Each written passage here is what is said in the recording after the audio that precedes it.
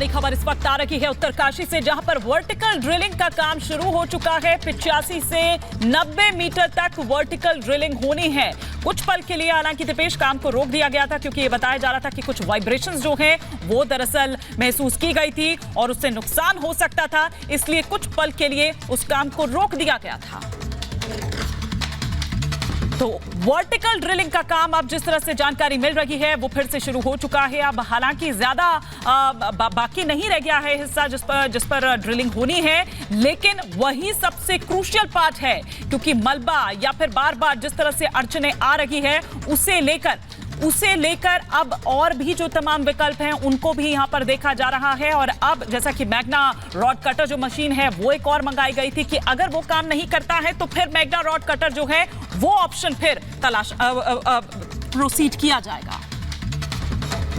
तो युद्ध विराम के बीच बंधकों की रिहाई की तस्वीरें भी सामने आ रही है और दावे भी कुछ इसी तरह के होते दिखाई दे रहे हैं। देखिए 1 मिनट की रिपोर्ट।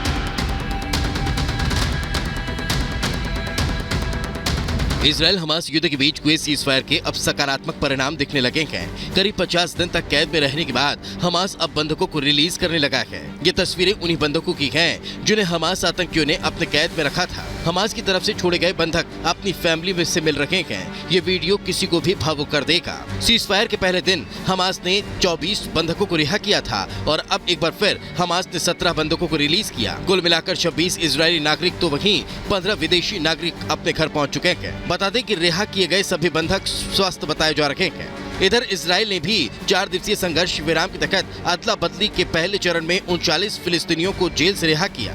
अगर इजराइल और हमास की डील ऐसी ही चली तो जल्द ही हमास की कैद में सभी बंधक आजाद हो सकेंगे और इजराइल को इसके बदले में 150 फिलिस्तीनी कैदियों को रिहा करना होगा। इजरायली सेना हमास से बंधकों की रिहा करने के बाद भीषण जंग की भी तैयारी कर रही है।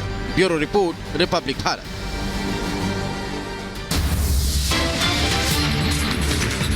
और वक्त एक छोटे से ब्रेक का है, कहीं मत जाइए। ब्रेक के बाद आपको दिखाएंगे युवाओं को कौन बना रहा है जिहादी। बने रहिए रिपब्लिक भारत के साथ।